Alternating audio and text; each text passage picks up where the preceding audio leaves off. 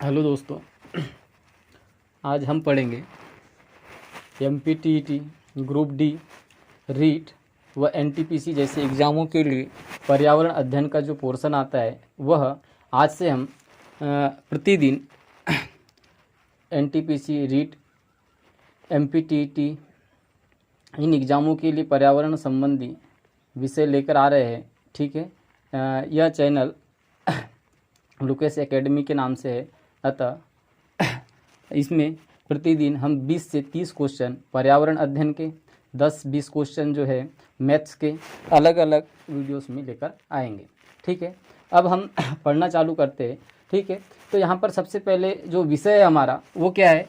पर्यावरण व पारिस्थितिक तंत्र। और ये जितनी भी एग्ज़ाम है, चाहे वो एमपीटीईटी हो, चाहे रीट हो, चाहे ग्रुप डी हो, चाहे एनटीपीसी हो, चाहे अदरवाइज कोई भी एग्जाम्स हो, उसमें पर्यावरण या साइंस संबंधी पोर्शन होता जरूर है। और इसमें पर्यावरण व पारिस्थितिक तंत्र एक इम्पॉर्टेंट जो है इम्पॉर्टेंट तथ्य है, जिसके अंतर्गत विभिन्न प्रकार के क्वेश्चंस आते हैं। ठीक है, तो इसमें हम लगभग 20 क्वेश्चंस को क्या करते हैं, सॉल्व करते हैं। अब यहाँ पर उसका डिस्क्रिप्शन जो है वह उतना ज़्यादा नहीं करेंगे, क्योंकि उसके लिए वीडियो जो होगी वह बहुत ज़्यादा लंबी बन जाएगी। ठीक है, सिर्फ हम क्वेश्चनों को देखते हैं कि सबसे पहला क्वेश्चन है यहाँ पर पारिस्थितिक, जिसको इकोलॉजी कहा जाता है इंग्लिश में, पारिस्थितिक तंत्र के जनक।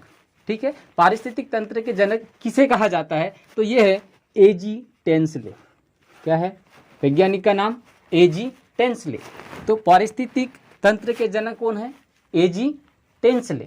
फिर दूसरा क्वेश्चन है हमारे पास कि पारिस्थितिकी शब्द का सर्वप्रथम प्रयोग किसने किया था?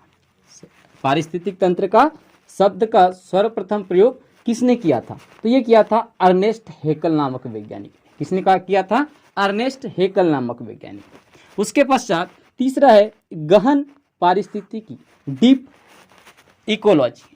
तो ये डीप इकोलॉजी के जनक जो है वह अर्निस नीस नामक वैज्ञानिक है। कौन है? अर्निस नीस।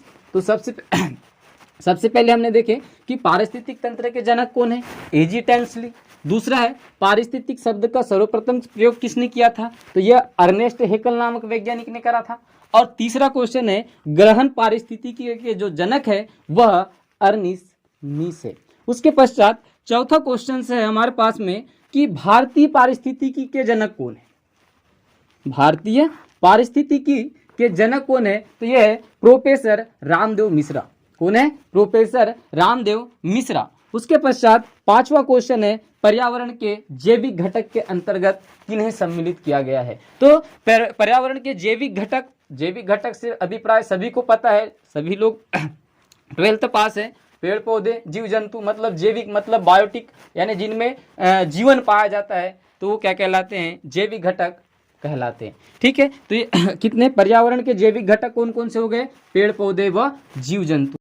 उसके पश्चात क्वेश्चन नंबर 6 ये है उत्पादक, यानी प्रकृति में उत्पादक क्या होते हैं? तो उत्पादक से अभिप्राय है कि वे जीव जो अपना भोजन स्वयं बनाते हैं। तो हरे पेड़ पौधे, सभी ने पढ़े हैं कि पेड़ पौधे जो होते हैं वह प्रकाश संश्लेषण की क्रिया के द्वारा अपना भोजन स्वयं निर्मित करते हैं। शैवाल, ठीक है, यानी उत्पादक प्रकृति में या पारिस्थितिकी में जो उत्पादक होते हैं वो क्या होते हैं? हरे पेड़ पौधे होते हैं तथा शैवाल होते हैं। ठीक है, उसके पश्चात 7वां क्वेश्चन है कि उपभोक्ता मतलब जो उत्पादक को खाते हैं, उत्पादक को जो उपभोग करते हैं, खाते हैं, कंज्यूम करते हैं, तो वो क्या कहलाते हैं? उपभोक्ता जीव कहलाते हैं, जिसमें प्रमुख है जीव जंतु और मनुष्य। क्योंकि जीव जंतु और जो मनुष्य होते हैं वह किसी न किसी रूप में अपने भोजन के लिए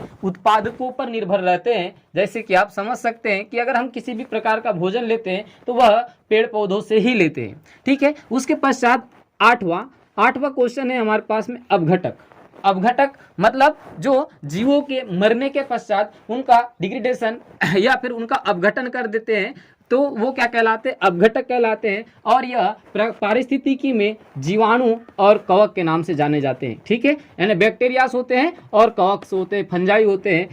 ठीक है, तो ये क्या कहलाएंगे, अपघटनकर्ता कहलाते हैं। फिर उसके बाद है प्रकृति का मेहतर या सफाई कर्मी, मतलब जो प्रकृति में जो जीव सड़ गल गए हैं उनको साफ करने का काम, उनको उनकी सफाई करने का काम, मतलब उनको प्रकृति से हटाने का काम किसका होता है, तो यह भी जीवाणु और कवक का होता है। क्योंकि जब जीव मर जाता है और उसको बाहर फेंक दिया जाता है तो उस पर कुछ दिनों के पश्चात जो बैक्टीरियास होते हैं और फंजाइस होती है वो क्या होती है, क्रियाशील हो जाती है, उनके ऊपर कार्य करना चालू कर देती है और उनको क्या करने लगती है, अपघटित करने लगती है। इस प्रकार से प्रकृति में उन्हें क्या कर दिया जाता है, साफ कर दिया जाता है। तो यह मेहतर या फिर सफाई कर्मी, तो ये इंपॉर्टेंट क्वेश्चन है, जीवाणु और कवक। उसके पश्चात है पारिस्थितिक तंत्र में ऊर्जा का सर्वोत्तम स्रोत क्या है, मतलब इस पूरे इकोलॉजी में जो ऊर्जा प्राप्त होती है वो कहां से होती है, तो वो सूर्य से होती है। सबको पता है क्योंकि जो सूर्य होता है वह ऊर्जा का सबसे बड़ा स्रोत है।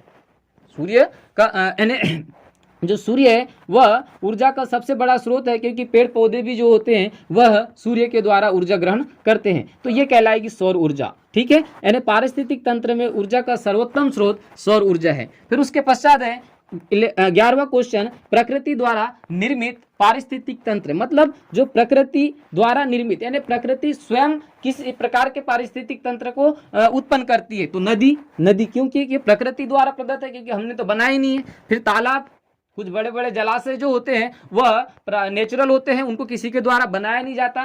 झील, ठीक है, बहुत सारी झीलों के नाम आपने पढ़े हो, डल झील, उलर झील, बहुत सारी है। और एक घास के मैदान, तो घास के मैदान भी किसी विशेष व्यक्ति के द्वारा लगाए नहीं जाते, बल्कि ये प्रकृति प्रदत्त होते हैं। तो ये क्वेश्चन है हमारा कि प्रकृति द्वारा निर्मित पारिस्थितिक तंत्र कौन कौन से हो गए, नदी होगा, तालाब होगा, झील होगा और घास के मैदान होगा। ठीक है,